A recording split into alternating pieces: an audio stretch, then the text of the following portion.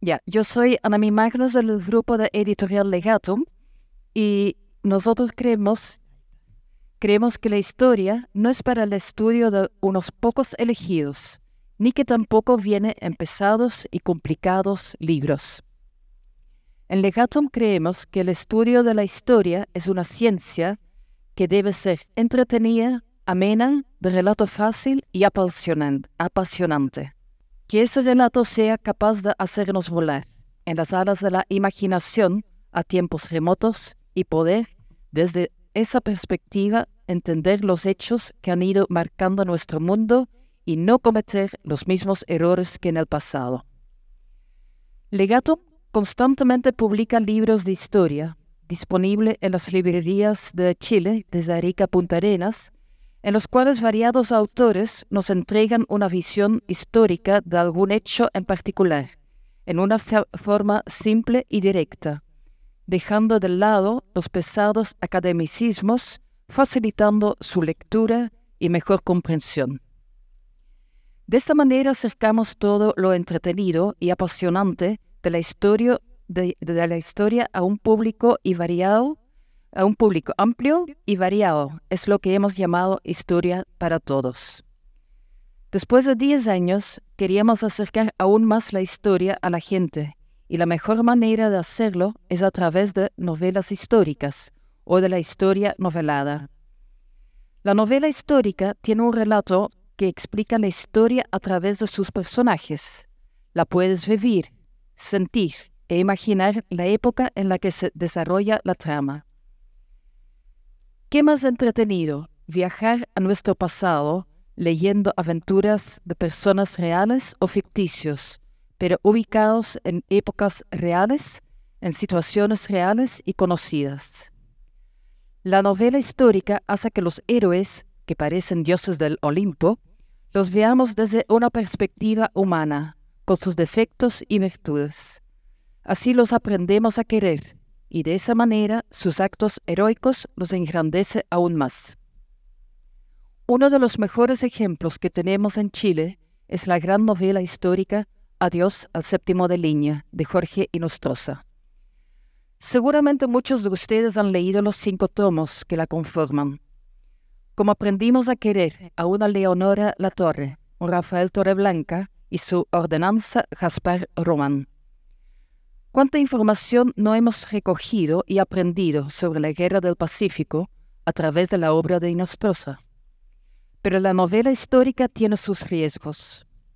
Lamentablemente, algunas cambian la historia por falta de conocimiento, o bien por exagerar o dramatizar alguna situación. En Pendragon, una de nuestras labores primordiales es de asegurar y guiar a los autores para que no caigan en errores o entregan información incorrectas. Como pueden ver, nuestro grupo editorial Legatum entrega publicaciones a un público amplio y siempre manteniendo a la historia como eje central. Muchas gracias.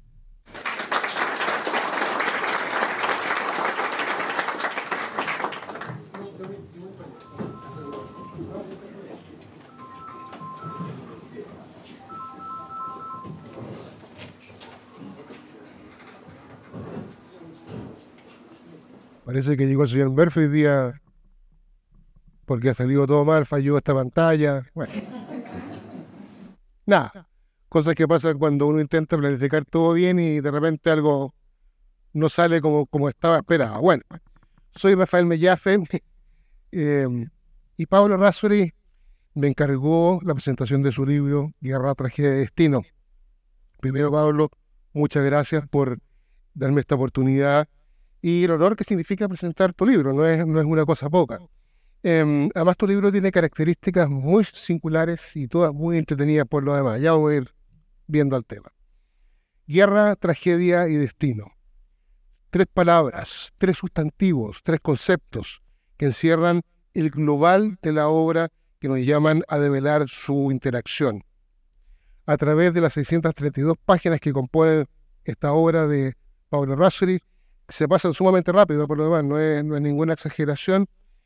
Pablo nos presenta a José Antonio Ursúa, un muchacho que en 1871 había dejado la universidad y, desafiando a su padre, viaja a Estados Unidos. En el gran país del norte, este novel aspirante a ingeniero, proveniente de una familia acomodada, no muy rica, pero acomodada, se enfrenta a un mundo complejo, conflictivo. El protagonista lo afronta desde una óptica inocente, quizás inmadura, pero que lo lleva a enamorarse de una mujer cuyos sentimientos correspondidos, pero a la vez prohibido. Luego llega a Perú, país en el cual cree haber encontrado nuevamente el amor de su vida, pero tiene que enfrentarse a la dura y cruel realidad del amor prohibido.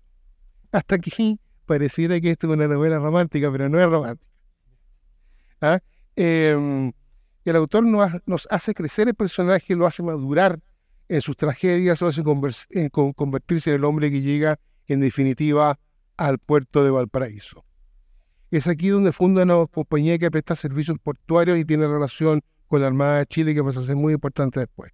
Conoce a la mujer que será su esposa definitiva. Construye su hogar en uno de los cerros de Valparaíso, que Pablo narra la construcción de las vigas del techo, nos hace ver las puestas de sol sobre la rada del puerto, nos hace sentir la brisa marina que nos llega hasta esa parte, está muy bien escrita. Bueno, su mujer queda embarazada, pero nuevamente la tragedia ronda en su vida. Está ya la guerra del Pacífico, la parte central de la novela, y José Antonio es llamado a luchar por Chile y el destino lo hace partir hacia el norte. Lo vemos entrar en acción en el desembarco de Pisagua, luego en San Francisco y atravesar las duras arenas del desierto del norte chileno. Aparece en Tacna y luego en Chorrillos para terminar entrando en la ciudad de los Virreyes, Lima, junto con el ejército chileno. Precisas son las descripciones que Pablo Errázuriz nos entrega sobre los lugares, batallas, sin caer, esto es muy importante, sin caer en la morbosidad de la sangre o en el heroísmo patriotero. Es claro, preciso, cuando su narrativa alude a las acciones mencionadas. Es en Lima donde nuestro protagonista conoce al contraalmirante o general Patricio Lynch Solo de Saldívar, comandante en jefe del Ejército de Ocupación y gobernador del Perú. Y aquí quiero detenerme un segundo. El autor establece una relación entre Lynch y nuestro José Antonio que sobrepasa netamente lo militar o lo administrativo. Va mucho más allá. Pasa a ser casi una relación padre-hijo o una relación hermano mayor con hermano menor. La complejidad de los personajes se va develando en cada línea que leemos, donde ambos se interactúan. Se enriquece el relato, la historia, la trama. Es en este punto donde vemos con nitidez el profundo estudio que el autor de Guerra, Tragedia y Destino hizo sobre Patricio Lynch, sobre su quehacer en Lima, su personalidad, lo que redunda en el cariño y admiración que Pablo Errázuriz le toma a este gran chileno, sí, definitivamente. La guerra prosigue. Nos vamos a la Sierra Peruana, también bajamos de Iquique, donde distinguimos un puerto brillante, bullante de actividad salitrera, y conocemos a un tal John North. Llega el fin de la guerra, y el autor toca un tema que, debo reconocer, no ha sido muy tratado por los historiadores de la Guerra del Pacífico, del cual yo me incluyo. Este es el retorno de todos aquellos hombres que después de años de campañas militares, privaciones, sinsabores, tienen que volver a acomodarse, a amoldarse a una vida de civil, cosa no fácil. Ese fue el destino de miles y miles de chilenos que con el tiempo pasaron a ser los conocidos viejos del 79. Pero poco es lo que se sabe de ellos. La verdad es que la historiografía de la Guerra del Pacífico está al debe con la materia. Bueno, pero volvamos a la Guerra de Tragedia y Destino. La novela está construida sobre la base de un constante raconto, un constante irse para atrás, que al principio tiende un poquito como confundir, pero poco a poco el lector nos propone una realidad de la razón de ser de esta forma de escritura, y podemos entender con mayor profundidad la trama de la novela. La narración principia como una historia familiar, con guiños a la novela costumbrista y nos adentra en la sociedad chilena de la segunda mitad del siglo XIX, por supuesto en una visión moderna. Los ritos sociales de la época están bien descritos, bien detallados y nos hacen evocar quizás los mejores años del Club de la Unión, hoy tan venido a menos, lamentablemente. Lo mismo sucede con la sociedad norteamericana y sus propios conflictos internos. También vemos las costumbres de la sociedad peruana y las complejas interacciones entre las familias más pudientes de Lima, como si mismo el trato de las clases más bajas. Antes de seguir, debo aclarar que fui el editor de la novela de Pablo, y por lo mismo, en lo que concierne a lo modular de la narración, que es durante la Guerra del Pacífico, nos abocamos a que no se nos escapara ningún detalle. Nada que pudiese quitarle credibilidad al relato, nada que pudiese ser objeto de controversia. En otras palabras, aplicamos del todo el peso del rigor histórico. Solo como anécdota. Tuvimos largas y latas discusiones con Pablo sobre las carabinas Spencer o la Winchester, que cuando lea la parte donde aparecen las carabinas Winchester, recuerde la cantidad de horas hombre que nos tocó definir esa cuestión. Para cerrar y no latear. Guerra, Tragedia y Destino es una obra de narrativa histórica ambientada en la segunda mitad del siglo XIX. Es amena, ágil, de fácil y rápida lectura. En su relato nos va entregando un montón de información, no solo que sustenta lo escrito, sino que sirve para entender el contexto político-social en el que estamos envueltos, en donde se está desarrollando esta novela, el relato en realidad. Los usos y costumbres de la época, esa época tan lejana que hoy día la vemos un poco romántica, pero que también tenía sus cosas muy complejas. Mira, gracias Pablo por haber confiado en nosotros. Siento que tenemos en nuestras manos una gran novela que es Guerra, Tragedia y Destino. Muchas gracias.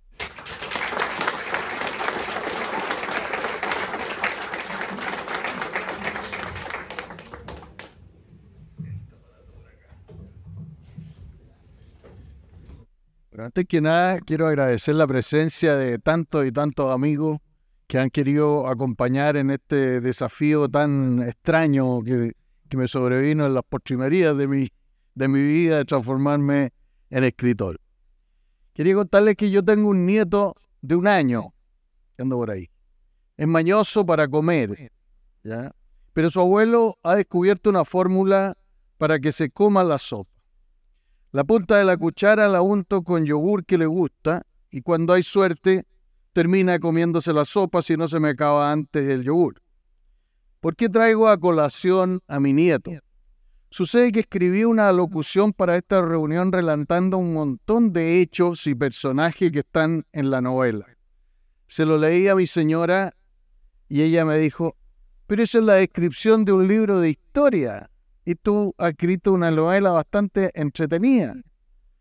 Tuve entonces una especie de epifanía o revelación. La novela es el yogur en la punta de la cuchara de la sopa que es el relato histórico. Es bueno conocer la historia, ayuda a un pueblo a conocerse a sí mismo y de esa manera orar colectivamente con mayor tino.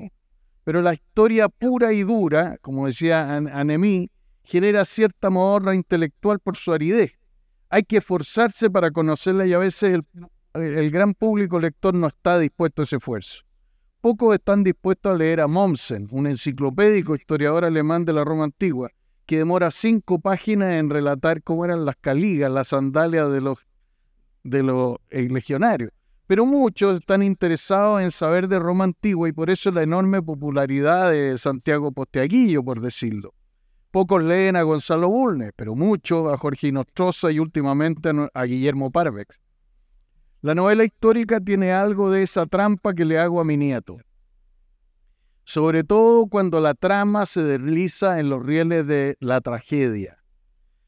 Todos sabemos por experiencia propia que no todas las circunstancias de la vida son favorables. Las hay, pero muchas de ellas se nos manifiestan como resistencia. Y algunas como resistencias insuperables. La tragedia da cuenta de las circunstancias insuperables de la vida. Unamuno decía que la vida tiene un sentido trágico y creo que tiene razón, y quizá sea lo que explica por qué el género literario de la tragedia es universalmente el más popular desde hace más de 3.000 años.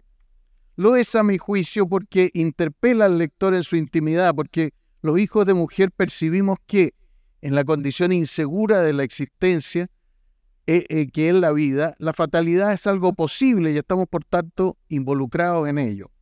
Este libro relata muchos hechos, personajes históricos de Estados Unidos, Perú y Chile del siglo XIX, algunos desconocidos para los chilenos, otros poco conocidos. Esa es la sopa de mi nieto. ¿Cuál es el yogur? Pues la vida de José Antonio Ursúa, un joven chileno del siglo XIX que el destino lo arrastra de una manera verosímil, no como una letra de tango, por experiencias impremeditadas y a veces insuperables, es decir, trágicas. Se enamora de manera impulsiva, pero el destino no lo acompaña. Prestigiado y próspero, se casa con una mujer de su mismo círculo social, proyectando proliferar, envejecer junto a su casa de Cerro Alegre mirando el mar, pero la fatalidad y la guerra se interponen. De temperamento equilibrado y tenaz, el destino le opone graves resistencias como a muchos de su época, mucho más ruda y precaria que la nuestra, en que a veces nos percibimos con soberbia omnipotente. Su patriotismo no es espontáneo. En su primera juventud, más, es un ácido crítico de nuestra realidad nacional y opta por migrar al gran país del norte, Estados Unidos. Pero la experiencia en el extranjero y la guerra lo inducen a valorar y amar el terruño de sus mayores. Como digo, en la presentación del libro no se aprende historia con una novela, pero es un medio para conocerla. Desafío al lector, bueno, a lo mejor me pilla, pero le desafío al lector que cruce los datos que proporciona esta novela con los escenarios relatados por los textos de historia y por una magnífica biblioteca que se llama la web. En cualquier minuto pueden entretenerse viendo si me equivoqué o no. Se encontrarán con fechas, personajes y escenarios que son estrictamente históricos, salvo 4 o 5 personajes y causalidades que son fantasía y que obviamente no les voy a decir cuáles son. No pretendo con este libro ser parte de ninguna vanguardia extravagante como se estila en algunos bodrios literarios que circulan, ¿no? Solo pretendo relatar la historia de una manera entretenida, con ficciones plausibles, respeto a nuestro idioma, vehículo de la inteligencia acumulada por nuestros mayores. Solo me he tomado una licencia estilística que escribió mi editor y amigo Rafael. Para mayor vértigo del relato he usado la analepsia o flashback. Esto es una prosa que discurre traslapando 2 o 3 tiempos cronológicos. Ello induce al lector a cierta ansiedad por avanzar y también mayor atención en la lectura. En realidad es un truco literario bastante conocido y espero que cumpla su objetivo. He intentado relatar a los personajes como genuinos hombres y mujeres de su época, que no es la nuestra, con emociones y maneras de reaccionar a los estímulos según usos, costumbres, temperamentos de la época. Cuando hablan los personajes, pretendo no ser yo el que reflexiona, sino ellos. Reconozco que es difícil. Hay subjetividades que no nos dejan, que nos acompañan, pero lo mismo le sucede al más metódico historiador. Con lo señalado quiero distinguirme de algunas novelas históricas que instalan personajes del siglo XXI en episodios pretéritos, con ideologías, temperamentos, anhelos y traumas que son del escritor o de sus contemporáneos, algo así como Inés de Suárez, la líder feminista, o Pedro de Valdivia, empresario innovador. Si he logrado esta distinción o no, lo juzgará el lector. En esta novela son muy pocas las reflexiones en primera persona. Dicen que están muy pasadas de moda, toda la novela francesa de puras reflexiones en primera persona. Puede ser, pero tengo juicios sobre la realidad y tal como le decía la alacrán a la rana en la conocida historia, le digo al lector, lo siento, no lo pude evitar. He desarrollado la escritura de esta novela amparándome especialmente en la historia de Pascual Ahumada Moreno en su edición de 1982. Es esta en rigor más que una historia, una formidable y laboriosa recopilación histórica del autor, del que poco se sabe aparte de su monumental obra. Quiero reconocer que esta novela no se habría escrito si no fuese por la elocuencia de mi amigo Fernando Rodríguez, que lamentablemente no pudo estar con nosotros. Fernando es un querido amigo valdiviano que leyó una relación autobiográfica que escribí, que se encuentra publicada en formato digital en Amazon, y a su juicio, teñido quizá por una afectuosa exageración, yo era algo así como una perla en el fango literario y no podía dejar de escribir una novela. Tiene cierta autoridad en la materia porque yo no conozco a nadie que haya leído más novelas que Fernando Rodríguez. También debo agradecer a María Eugenia Ferrer, que no nos acompaña hoy, por haberme dado una lectura crítica sobre las apreciaciones de las damas lectoras. Y especialmente a mi mujer Paulina Besa por su metódica corrección de sintaxis y estilo. Mi especial agradecimiento va a este caballero, don Rafael Mellafe Maturana, quien debe ser uno de los hombres que más saben de la guerra del Pacífico hoy en día, lo que pueden testimoniar sus entretenidos videos en YouTube que han cruzado la frontera. Es más famoso tal vez en Perú que en nuestro país. Hemos tenido disputas con Rafael terribles, especialmente sobre las crónicas de la batalla de Tacna. Los partes de guerra eran contradictorios. Ganó él porque tenía mejores elementos de convicción. Rafael me corrigió también ubicaciones de naves de la escuadra, comandante de regimiento y buque, tipos de armamento y varios otros detalles que yo creo que valorizan el relato histórico y, como decía Nemí, no se puede hacer novela histórica si uno se carrilea, por decirlo en buen castellano. Finalmente quiero referirme, va a criticar mi señora por historiador, pero quiero referirme en esta novela al héroe, que es Patricio Lynch, solo de Saldívar. Personaje estimo que, con ventaja, fue el hombre más influyente en la victoria chilena. En Sila lo menciona como el hombre de guerra más talentoso de América Hispana. Creo que tiene razón. Es más, medido por sus talentos y por sus frutos, estimo que después de Portales es el personaje del siglo XIX más importante que aportó a la identidad chilena. La vida de Lynch, solo conocida por un limitado círculo, es la de un héroe titánico. Menor de edad, es reclutado para la guerra en un buque de Su Majestad Británica y, como Nobel oficial, es condecorado por audacia extrema en el desembarco de Shanghái, en la Guerra del Opio. Le refrescó una condecoración que le otorgó la reina Victoria al embajador británico en Perú, cuando éste conspiraba con los intereses de Chile durante la ocupación, en una carta que es un modelo de estilo, prudencia, agudeza e inteligencia. Ojalá que la lectura de esta novela motive a muchos a leer las biografías de Patricio Lynch y en lo posible sus detalladas memorias. Este libro está dedicado a su persona. Espero que mi novela sea leída por muchos y que cumpla mi aspiración de hacer más conocida, un aspecto de nuestra historia que, en sus aspectos medulares, ha sido tratada por muchos, pero en sus contornos, donde entra este libro, pretendo difundir novedosos datos para el lector no especializado. Muchas gracias a todos.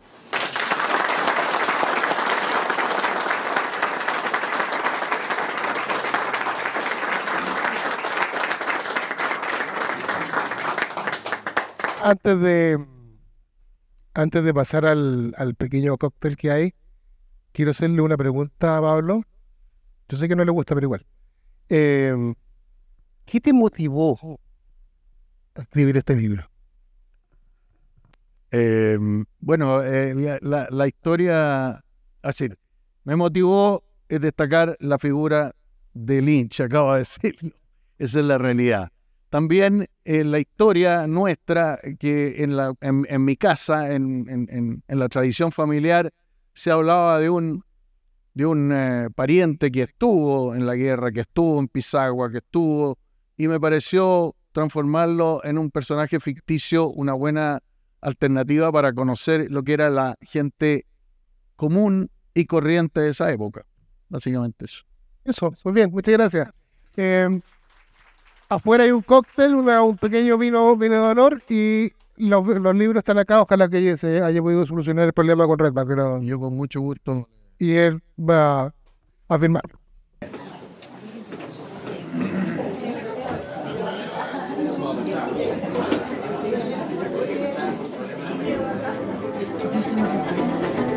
Por favor.